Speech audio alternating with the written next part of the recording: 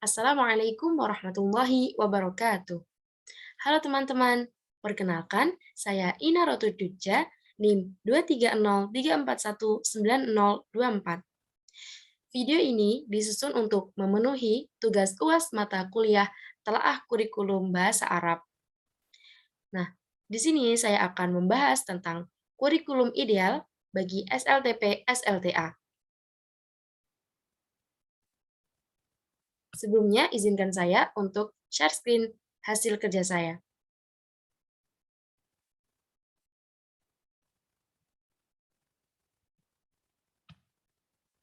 Baik, bismillahirrahmanirrahim. Kurikulum ideal SLTP SLTA. Nah, sebelum kita masuk ke pembahasan tentang kurikulum ideal, mari kita ingat-ingat kembali tentang apa itu kurikulum. Kurikulum sendiri itu berasal dari bahasa Latin curriculae yang artinya jarak yang harus ditempuh oleh seorang pelari. Jika kita mengacu pada Undang-Undang Nomor 20 Tahun 2003 tentang Sistem Pendidikan Nasional, maka akan kita dapati bahwa kurikulum merupakan seperangkat rencana dan pengaturan mengenai tujuan, isi, dan bahan pelajaran, serta cara yang digunakan sebagai pedoman penyelenggaraan pembelajaran untuk mencapai tujuan pendidikan tertentu. Kurikulum juga dapat kita artikan sebagai suatu program pendidikan yang berisikan berbagai bahan ajar dan pengalaman belajar yang diprogramkan, direncanakan, dan dirancangkan secara sistematik atas norma-norma yang berlaku yang dijadikan pedoman dalam proses pembelajaran bagi tenaga kependidikan dan peserta didik untuk mencapai tujuan pendidikan. Selanjutnya, kurikulum ideal. Kurikulum ideal ini merupakan kurikulum yang berisi tentang sesuatu yang ideal. Artinya, yaitu sesuatu yang dicita-citakan sebagaimana yang tertuang di dalam dokumen kurikulum. Istilah lain ada kurikulum aktual, yakni kurikulum yang dilaksanakan dalam proses pengajaran dan pembelajaran. Pada kenyataannya, kurikulum yang telah kita rencanakan nantinya bisa saja berbeda dengan pada kenyataannya nanti. Maka dari itu, kurikulum ideal ini merupakan kurikulum yang diharapkan dapat dilaksanakan, diharapkan mampu diimplementasikan, dan berfungsi sebagai acuan atau program guru dalam proses belajar mengajar. Selanjutnya, tentang landasan kurikulum ideal. Pendidikan merupakan suatu proses sosial, yakni suatu proses yang berfungsi untuk memasyarakatkan peserta didik melalui proses sosialisasi di dalam masyarakat. Oleh karena itu, kurikulum yang ideal dan aktual itu harus disusun dengan berlandaskan dasar sosiologis agar dapat tercipta suatu keseimbangan di antara keduanya dan dapat tercipta pula tujuan pendidikan yang sebenarnya. Nah, selain daripada landasan sosiologis, untuk mampu mencapai kurikulum ideal, maka harus berlandaskan pada Pancasila, Undang-Undang Dasar 1945, GBHN, Undang-Undang Sisdiknas, dan PP nomor 27 dan 30. Selanjutnya yaitu prinsip daripada kurikulum ideal, yakni ada 5 prinsip. Yang pertama, prinsip yang berkaitan dengan tujuan pendidikan. Ada 3 tujuan pendidikan di sini, yaitu tujuan pendidikan jangka panjang, tujuan pendidikan jangka menengah, dan tujuan pendidikan jangka pendek. Selanjutnya, prinsip yang berkenaan dengan pemilihan isi pendidikan. Hal ini dapat dipertimbangkan dengan hal-hal yakni penjabaran tujuan pendidikan baik secara umum maupun secara khusus, isi bahan pelajaran, dan juga urutan secara sistematis. Yang ketiga, prinsip yang berkaitan dengan pemilihan proses belajar mengajar. Nah, urutan untuk menentukan kegiatan belajar mengajar ini dapat diperhatikan dari hal-hal yakni variasi mengajar, pencapaian tujuan keaktifan, urutan kegiatan, dan kecocokan metode mengajar. Seorang guru dalam mengajar itu harus bervariasi, tidak melulu menggunakan metode ceramah atau metode drill, namun juga bisa bervariasi, supaya yang mana peserta didik mampu memahami secara keseluruhan. Selanjutnya yaitu prinsip yang berkenaan dengan pemilihan media dan alat pelajaran. Perlu kita ketahui teman-teman bahwa media ini bukan merupakan satu-satunya hal yang harus ada atau syarat mutlak dalam suatu proses pembelajaran. Namun, media ini disarankan untuk dapat dimasukkan dalam kegiatan pembelajaran karena dengan adanya media, guru dapat menyampaikan materi pembelajaran dengan mudah dan begitu pula siswa dapat menangkap apa yang telah disampaikan guru dengan mudah pula. Yang terakhir yaitu prinsip yang berkenaan dengan evaluasi. Dalam pengembangan kurikulum itu harus memperhatikan prinsip-prinsip evaluasi, yaitu meliputi objektif, komprehensif, kooperatif, mendidik, akuntabilitas, dan juga praktis. Kurikulum yang ideal ini meliputi 6 hal, yaitu ada rencana, tujuan, materi, organisasi, organisasi kurikulum, implementasi, dan juga evaluasi. Yang pertama yaitu rencana. Kurikulum yang ideal itu dapat dicapai dengan adanya suatu perencanaan yang baik dan matang. Nah, perencanaan ini melalui proses penyusunan yang benar-benar sesuai dengan kebutuhan masyarakat dan kemampuan pada daerah tersebut, yang mana melibatkan stakeholder pendidikan dan juga akuntabel. Dalam konteks pengajaran, perencanaan dapat diartikan sebagai suatu proses penyusunan materi pelajaran, penggunaan media, pendekatan dan metode pembelajaran, dan penilaian dalam suatu alokasi waktu yang akan dilaksanakan pada masa tertentu untuk mencapai tujuan yang telah ditetapkan.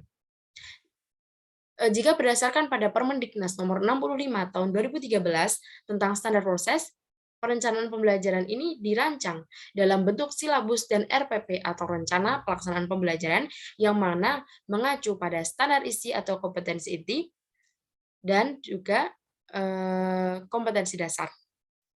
Nah, perencanaan pembelajaran kurikulum bahasa Arab yang ideal itu meliputi penyusunan rencana pelaksanaan pembelajaran atau RPP dan juga penyiapan media dan sumber belajar, perangkat penilaian pembelajaran, dan juga skenario pembelajaran atau langkah-langkah pembelajaran. Nah, penyusunan silabus dan RPP ini disesuaikan dengan pendekatan pembelajaran yang digunakan oleh guru. Selanjutnya yaitu tujuan. Tujuan yakni berkaitan dengan arah atau hasil yang ingin diharapkan, ingin dicapai. Tujuan kurikulum ini berkaitan dengan misi dan juga visi sekolah, dan juga tujuan-tujuan yang lebih sempit lainnya, seperti tujuan setiap mata pelajaran dan tujuan proses pembelajaran. Tujuan dalam kurikulum dapat diklasifikasikan atau dibagi menjadi 4 tujuan yang hierarkis, yaitu tujuan pendidikan nasional, tujuan institusional, tujuan kurikuler, dan tujuan instruksional atau tujuan pembelajaran. Yang pertama ada tujuan pendidikan nasional, yakni sasaran akhir yang harus dijadikan pedoman oleh setiap usaha pendidikan. Bila mengacu pada Undang-Undang Nomor 20 Tahun 2003 tentang Sistem Pendidikan Nasional, tujuan pendidikan nasional ini selanjutnya dijabarkan dalam tujuan instruksional, yaitu tujuan yang keempat, yakni tujuan yang ingin dicapai dari setiap jenis maupun jenjang sekolah atau setiap pendidikan tertentu. Selanjutnya ada tujuan instruksional, yang mana meliputi kualifikasi yang harus dimiliki oleh setiap peserta didik setelah mereka menempuh atau menyelesaikan program di suatu lembaga pendidikan tertentu. Selanjutnya yaitu tujuan kurikuler, yaitu kualifikasi yang harus dimiliki oleh peserta didik setelah mereka menyelesaikan mata pelajaran atau bidang studi tertentu. Yang ketiga, materi. Bila mengacu pada standar keidealan suatu kurikulum, maka isi materi atau bahan ajar itu harus menyangkut segala aspek pembelajarannya, baik itu berupa pengetahuan yang tersaji di dalam materi pembelajaran, maupun segala kegiatan yang bertujuan untuk meningkatkan kemahiran berbahasa Arab siswa. Nah, untuk isi bahan ajar itu sendiri juga sebaiknya disesuaikan dengan adanya tingkatan pembelajaran, supaya semua aspek baik itu kognitif, aspek afektif, dan psikomotorik dapat tercapai dengan baik. Selain itu, isi daripada bahan ajar juga sebaiknya disesuaikan dengan perkembangan ilmu pengetahuan dan teknologi serta masyarakat. Nah, dalam pemilihan dan penyusunan bahan ajar, itu terdapat beberapa prinsip yang harus dipenuhi, yakni ada prinsip relevansi, prinsip konsistensi, dan prinsip kecukupan. Prinsip relevansi yakni keterkaitan antara materi pembelajaran itu haruslah berkaitan dengan adanya hubungan dengan pencapaian standar kompetensi dan kompetensi siswa. kompetensi dasar, mohon maaf. Misalnya jika kompetensi yang diharapkan, dapat dikuasai oleh siswa itu berupa menghafalkan fakta, maka materi pembelajaran yang diajarkan juga harus berupa fakta atau bahan hafalan. Selanjutnya prinsip konsistensi atau keajikan. Jika kompetensi dasar yang harus dikuasai siswa berupa 4 macam, maka bahan ajar yang harus disiapkan juga harus meliputi 4 macam itu. Selanjutnya prinsip kecukupan. Artinya, materi yang diajarkan ini cukup memadai untuk membantu siswa dalam menguasai kompetensi yang diajarkan. Yang keempat, organisasi kurikulum. Nah, organisasi kurikulum merupakan struktur program yang berupa kerangka program-program pengajaran yang akan disampaikan kepada siswa.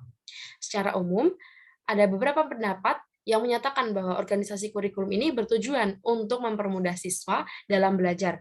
Karena di dalam organisasi kurikulum, ini mencoba untuk mewujudkan apa yang diketahui tentang teori, konsep, pandangan tentang pendidikan, dan perkembangan siswa dan kebutuhan masyarakat.